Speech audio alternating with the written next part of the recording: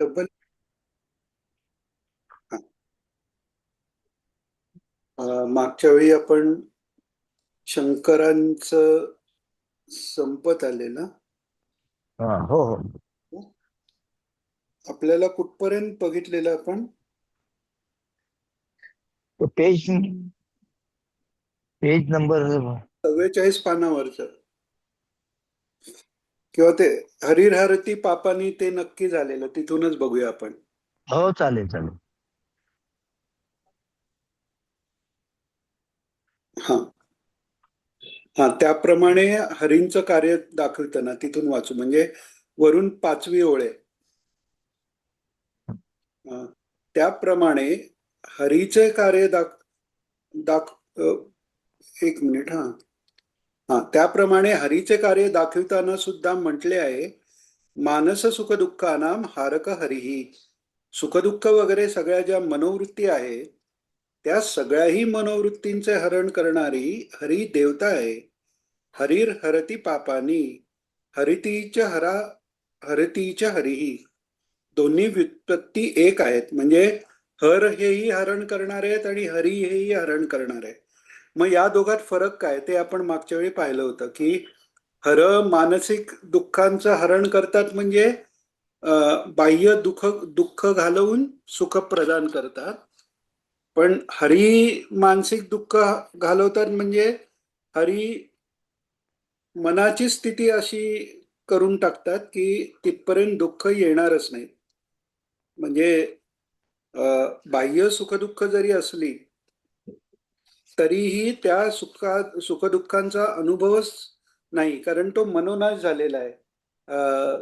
आवडीने भावे हरिनाम घेसी मध्ये शेवटी जे म्हटलेलं आहे, एका जनार्दनी भोग प्रारब्धाचा हरिकृपे त्याचा नाश आहे. तर तो हरिकृपेने होणारा नाश आहे, तो असा आहे. म्हणजे हरी हे केवळ सुखदुःख नाशक नाहीयेत. आपण मागच्या वेळी हेही पाहिलं की आशुतोष आहेत भगवान शंकर. त्यामुळे रावण आदी ज्या राक्षसांनी त्यांच्याकडे जे मागितलं ते त्यांनी दिलं, पण ते टिकलं नाही. कारण ते सगळं बाह्य ज्या गोष्टी सुखदुःखाच्या आहेत त्या शिवरूपानी दिलेल्या आहेत.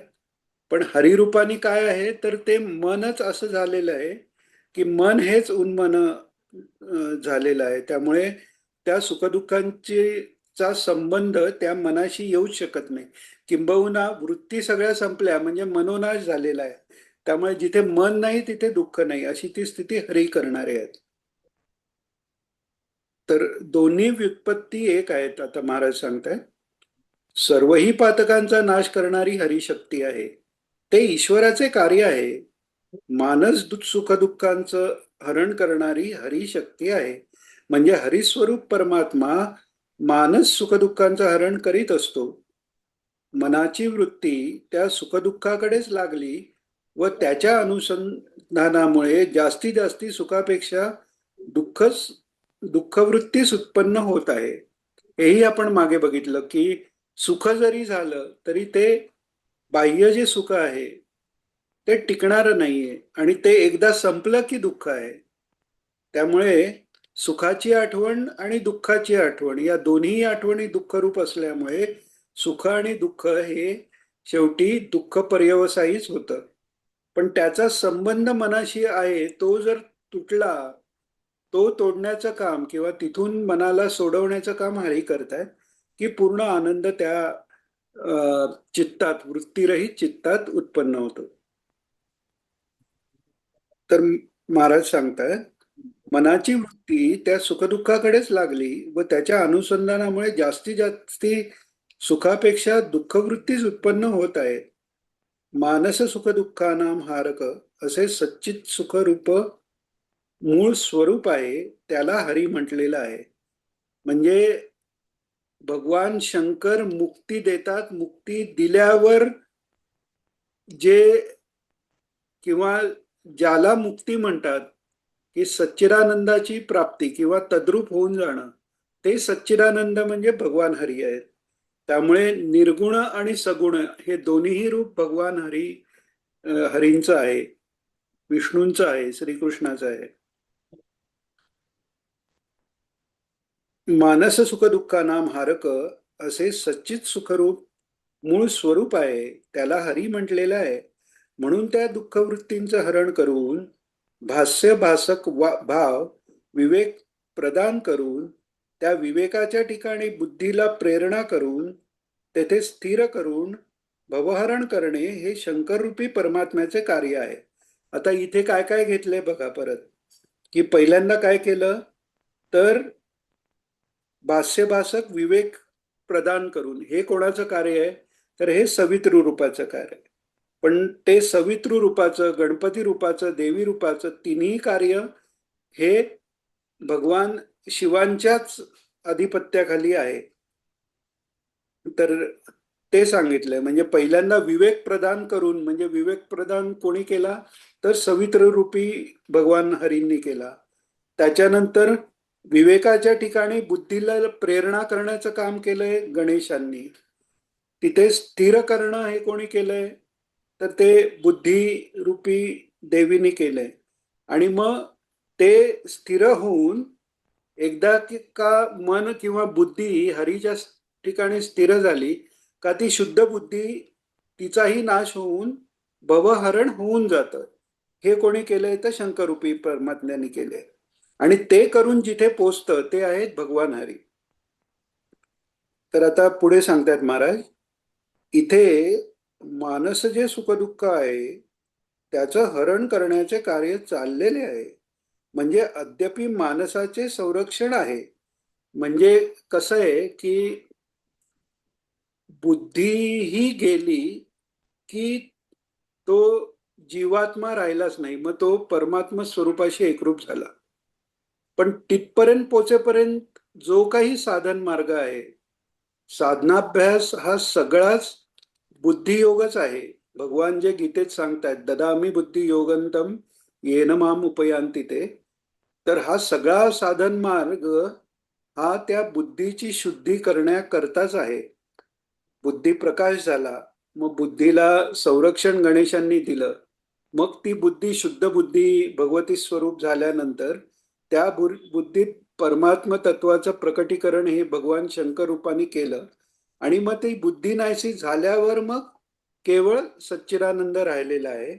पण तोपर्यंत तोपर्यंत सगळा जो अभ्यास, कारण मुक्ती मिळाली किंवा मुक्तीसाठी प्रयत्न हे खरं तर बोलणं ही चुकीचं आहे. कारण जीव हा बद्ध, म्हणजे आत्मा हा कधी बद्ध नाहीच आहे. तो परमात्माच सर्व रूपाने झालेला आहे. पण जो त्याला अध्यास झालेला आहे, रज्जूच्या ठिकाणी जो सर्प भासलेला आहे, तो अध्यास जो झालेला आहे तो त्या बुद्धितत्वाला झालेला आहे. त्यामुळे त्या बुद्धितत्वाचा तो अध्यास घालवणं इथपर्यंत हा सगळा साधन मार्ग. आणि तोपर्यंत भुक्ती मुक्ती बद्ध मुक्त हा सगळा व्यवहार तोपर्यंत आहे. एकदा का ती बुद्धी नाहीशी झाली की तिथे द्वैतच नाहीये. त्यामुळे कोणी कोणाला मिळालं, मुक्ती प्राप्त झाली, ईश्वराची आपल्यावर कृपा झाली, हे सगळं बोलणं जे आहे ते सगळं तिकडे निरर्थक होऊन जातं. कारण तिथे फक्त एकम एव अद्वितीय असं परमात्म तत्व शिल्लक राहत आहे. तर सांगतायत महाराज तेच सांगतायत, इथे जे इथे मानस जे सुखदुःख आहे त्याचे हरण करण्याचे कार्य चाललेले आहे. म्हणजे अद्यापि मानसाचे संरक्षण आहे. तर ते शुद्ध बुद्धी होईपर्यंत, म्हणजे बुद्धी घालवायची म्हणून आत्ताच बुद्धी घालवायचा प्रयत्न केला, आत्ताच वेदांत विचार केला तर त्याचा उपयोग नाही. उलट त्यांनी काहीतरी नास्तिकता मनात येण्याची शक्यता असते. महाराजांनी प्रवचनात सांगितलंय की लघुवाक्य वृत्तीच्या प्रस्तावनेत हंसराज स्वामींनी सांगितलेलं आहे म्हणे की हा ग्रंथ वाचू नका. तर महाराज असं म्हणाले तेव्हा, वाचू नका मग केलाय कशा करता म्हणाले. तर म्हणाले साधन चतुष्टय संपत्ती असल्याशिवाय वाचू नका. साधन चतुष्टय संपत्ती म्हणजे शम दम आदी षट संपत्ती आणि विवेक वैराग्य आणि मुमुक्षा, तीव्र मुमुक्षा. हे जर नसेल तर त्याचा विचार नीट होऊ शकत नाही. त्यामुळे पूर्ण ज्ञान प्राप्तीपर्यंत बुद्धीचा विकास करायचा आहे. आणि ती शुद्ध बुद्धी एकदा झाली का मग त्याच्यानंतर बुद्धिनाश जो आहे तो त्या सद्गुरु कृपेने म्हणा, ईश्वराच्या कृपेने, श्रीहरी किंवा इथे शंकर रूपाने तो बुद्धिनाश होऊन केवळ सच्चिदानंद स्वरूप आपण राहतो. तर हेच सांगितलं. तोपर्यंत त्या मनाचे संरक्षण आहे. म्हणून महाराज सांगतायत म्हणजे अद्यापि मानसाचे संरक्षण आहे. दुसऱ्या कोणत्याही भूमिकेमध्ये जीवात्मा असताना सर्वही सूक्ष्म शरीराच्या संरक्षणाचे कार्य चाललेलं आहे. तोपर्यंत सगळा बुद्धीवर संस्कार करणं हेच काम आहे. कुसंस्कार असतील ते काढून टाकणं, दोषापनयनम गुणम आधानयच असं आचार्य महाराजांनी व्याख्या केली, असं महाराजांनी सांगितलंय प्रवचनात. संस्कार शब्दाचा अर्थ, व्याख्या. तर ते कार्य सगळं चालू आहे. आपण शनिवारी जो बुद्धीवर जे आपलं चाललंय चिंतन, ते हेच चिंतन आहे. बुद्धीच्या ज्या वेगवेगळ्या स्टेजेस आपण योग वासिष्ठाप्रमाणे पाहिल्या की शुभेच्छा, विचारणा, तनुमानसा, या सगळ्या सत्वापत्ती वगैरे, या सगळ्या ज्या ज्ञानाच्या 6-7 भूमिका ज्या सांगितल्या, किंवा सात्विक, राजस, तामस या हिशोबाने, किंवा उत्क्रांतीप्रमाणे बुद्धी, मेधा, प्रज्ञा, हे सगळं वर्गीकरण हे काय आहे की उत्तरोत्तर बुद्धी शुद्ध होत जाण्याचा जो मार्ग आहे त्याच्यावरचे काही माइलस्टोन, काही पडाव सांगितलेले की जेणेकरून आपण योग्य मार्गावर आहोत की नाही कळायला. पण हे जोपर्यंत आहे तोपर्यंत आपण मायेच्याच राज्यात आहोत. जेव्हा ती बुद्धीही गेली तेव्हा मी गेला, मी गेल्यानंतरच बुद्धी जाते. कारण महत्त्वापासून अहंकार झालेला आहे, त्यामुळे अहंकार गेला, मग ती शुद्ध बुद्धी, त्याच्यात परमात्म तत्व प्रकट झालं की मग शुद्ध बुद्धी गेलेली आहे. पण तोपर्यंत ती बुद्धीचा विकास करण्याचं सगळं कार्य चालू आहे. म्हणून महाराज सांगतायत दुसऱ्या कोणत्याही भूमिकेमध्ये जीवात्मा असताना सर्वही सूक्ष्म शरीराच्या संरक्षणाचे कार्य चाललेले आहे. प्रेरणा करणाऱ्या सवितृ ईश्वराने प्रेरणा करता करता ज्या वेळेला अन्नमय, मनोमय, प्राणमय, विज्ञानमय, आनंदमय, कोशाच्याही पलीकडे जे मन जाते, म्हणजे सच्चित सुखापर्यंत प्रेरणा येते, तेव्हा मानसवृत्ती संपलेली असते. म्हणजे उन्मनी वृत्ती उत्पन्न होऊन समाधी अवस्थेची स्थिती झालेली असते. त्या समाधीतनं खाली उतरलं की मन अस्तित्वात आलं की मग तो समाधीतला आनंद गेला. तर तो जोपर्यंत समाधीत आहे, ही म्हणजे ज्ञानाची जी 5वी किंवा 6वी भूमिका आहे की ज्याच्यात समाधी अवस्थेत गेल्यानंतर परत खाली येणं होतं, की तोपर्यंत या बुद्धीचा संबंध समाधी अवस्थेतनं उतरल्यावर राहतो. पण अवतारी जे महात्मे असतात त्यांची स्थिती अशी आहे की त्यांना समाधी किंवा जागृत अशा अवस्थांचा संबंध नाही, कारण त्यांच्यात पंचमहाभूतांचा किंवा या त्रिगुणांचं अस्तित्वच नाहीये. तर त्यामुळे ती ज्यांची अवस्था असते, जसं महाराजांचं उदाहरण आहे की ते कायम त्या ज्ञानावस्थेतच आहेत. तर ते ज्यांचं नसेल, म्हणजे सामान्य साधकापासून ज्यांचं उन्नयन झालेलं आहे, त्यांची स्थिती कशी आहे ते सांगतायत महाराज.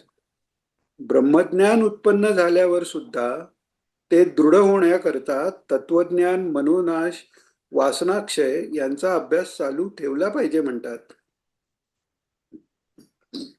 हे का? कारण अहम ब्रह्मास्मी जरी म्हटलं तरी तिथे अहम ही वृत्ती राहिली आणि अस्मी म्हणजे असणं ह्याची पण जाणीव राहिली. म्हणजे अहम आहे आणि असणं पण आहे. म्हणजे मी आहे ही जोपर्यंत भावना आहे तोपर्यंत मी दुसरा कोणीतरी वेगळा आहे आणि मी वेगळा आहे ही पण कुठेतरी, म्हणजे ते द्वैत कुठेतरी त्याचा भास तरी शिल्लक राहतो.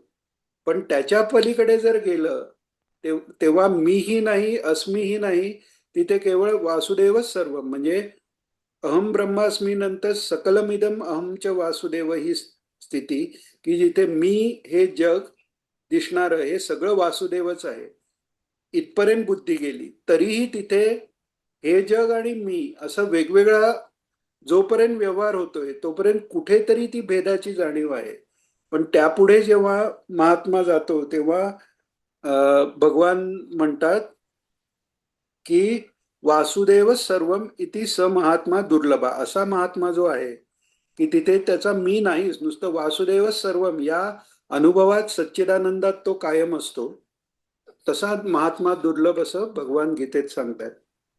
तर तसं ज्यांचं नाहीये त्यांना ब्रह्मज्ञान उत्पन्न झाल्यावर सुद्धा ते दृढ होण्याकरता तत्वज्ञान, मनोनाश, वासनाक्षय यांचा अभ्यास चालू ठेवला पाहिजे म्हणतात.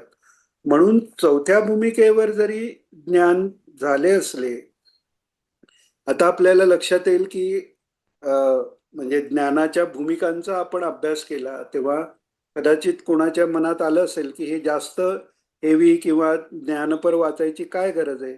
तर ती गरज एवढ्या करता आहे म्हणजे आपण पूर्वी बऱ्याच वेळा असं बोललोय की महाराजांची प्रवचनं ऐकून आपल्याला वेदांत तत्वज्ञान किंवा आपल्याला सगळे योगमार्ग, भक्तिमार्ग, कर्ममार्ग, ज्ञानमार्ग हे कळून येतो. आणि तो जसा कळत जातो त्याच्यानंतर एका लेवलला आपल्याला हे कळतं की खरं तर उलट आहे की या बाकी सगळ्या ग्रंथांचा अभ्यास आपण जर केला तर आपल्याला महाराजांचा एक एक शब्द कळण्यासारखा आहे. महाराजांचा अमुक शब्द हा महत्वाचा आणि दुसरा नाही असं जोपर्यंत वाटतंय आपल्याला तोपर्यंत आपल्याला त्यांचे खऱ्या अर्थाने शब्दांचं महत्व कळलं नाही असं म्हणायला हरकत नाही. कारण गुरूंनी म्हटलेलं वाक्य ब्रह्मवाक्य धरायला सांगितलंय आणि ते साक्षात आपल्याला परब्रह्म परमात्मा गुरु म्हणून मिळालेले आहे. त्यामुळे त्यांचं प्रत्येक अक्षर हे ब्रह्मज्ञान प्रवर्तक आहे. तर पुढे सांगतायत महाराज, म्हणून चौथ्या भूमिकेवर जरी ज्ञान झाले असले तरी पाचवी आणि सहावी भूमिका अद्याप आहे. म्हणजे ज्ञान झालं तरी पाचव्या भूमिकेत म्हणजे चौथ्या भूमिकेत सविकल्प समाधी झाली. मग पाचव्या भूमिकेत निर्विकल्प समाधी लागली पण काही प्रारब्ध शिल्लक राहिल्याने त्यातनं व्युत्थान होऊ शकतं. सहाव्या भूमिकेत परेच्छा प्रारब्ध आहे. त्यामुळे स्वतःहून जरी उत्थान नाही झालं तरी दुसऱ्याच्या इच्छेने उत्थान होऊ शकतं, जे अत्री महर्षींचं सांगितलेलं आहे की परतो उत्थान अशी त्यांची स्थिती होती. तर पाचवी आणि सहावी भूमिका अद्याप आहे. व्युत्थान दशा त्याच्यामध्ये सुद्धा आहे. सातव्या भूमिकेवर गेल्यावरही व्युत्थान आहे. तोपर्यंत ज्ञान झालेले असते तरी सुद्धा समाधीला प्रतिबंध आहे.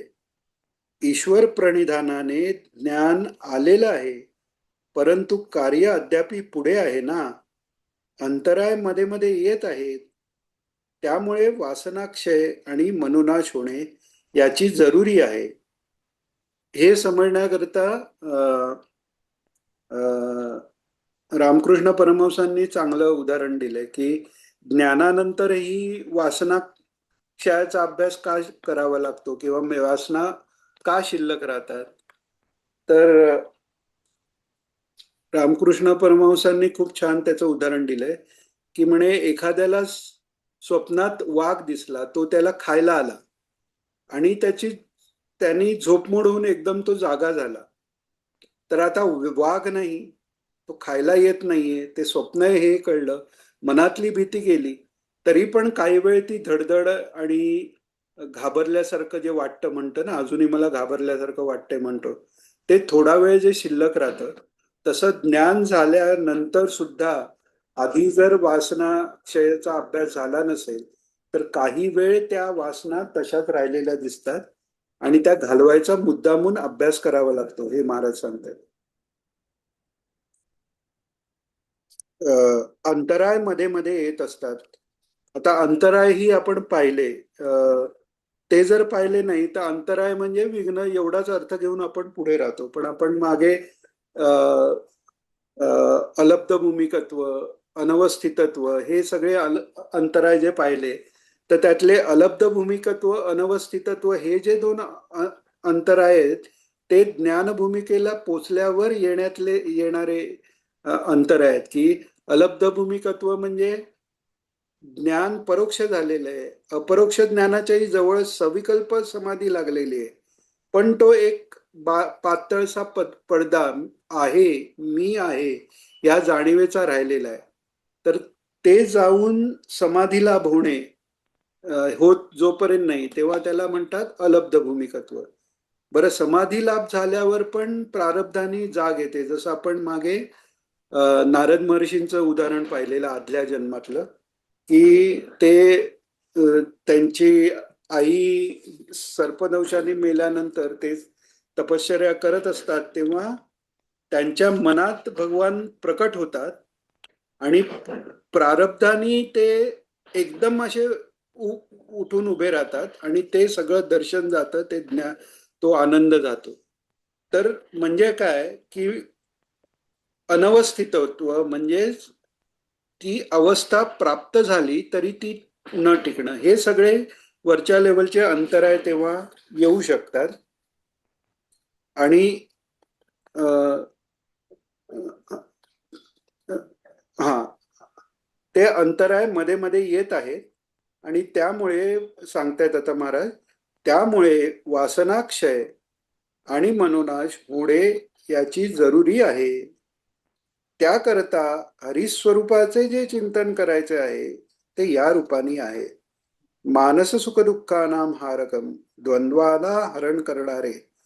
याचा एक अजून अर्थ असाही आहे की जो इथे म्हणजे इनडायरेक्टली महाराज सांगतायत की मुक्तीनंतर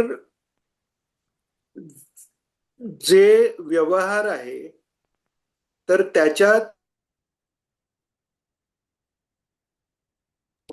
किंवा त्या श्रेष्ठ भक्तांच्या, माझा आवाज बंद नाही ना झाला? कॅमेरा काहीतरी ऑफ झालाय. काही क्षणापुरतं थोडस झालं असं. हा, पण माझा काय बोलतो?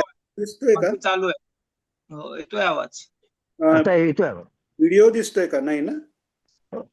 नाही, व्हिडिओ नाही व्हिडिओ दिसत, फक्त फोटो दिसतो. हा हा, तुझा फोटो दिसला. बरोबर, चालेल, काय हरकत नाही, कारण काहीतरी गडबड वाटते. हा, तर ज्ञानानंतर म्हणजे ज्ञान तर भगवान शंकरांनी दिलंय, तर त्याच्यानंतर काय देणार भगवान? तर एक तर हा वासनाक्षय. मग आता वासनाक्षय झाला, मनातल्या वासना सगळ्या गेल्यात, मग तो राहतो कसा माणूस? तर याचाच इनडायरेक्ट अर्थ आहे की पराभक्तीची प्राप्ती. तर पराभक्तीची प्राप्ती करून देणं हे फक्त भगवान करू शकतात. विष्णू रूपाने स्वतः भगवान स्वतःच्या रूपातच ते करतात, असं हे समजून घ्यायला लागतं इथे. हा, तर पुढे सांगतायत,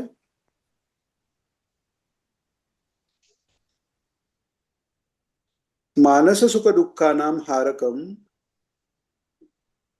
हा, जरा आधीपासून वाचतो. त्यामुळे वासनाक्षय आणि मनोनाश होणे याची जरुरी आहे. त्याकरता हरिस्वरूपाचे जे चिंतन करायचे आहे ते या रूपाने आहे. मानस सुख दुःखानाम हारकम, द्वंद्वांना हरण करणारे म्हणजे मनोवृत्तीचाच उपशम झाला. ब्रह्मज्ञान झाल्यावर सुद्धा ईश्वर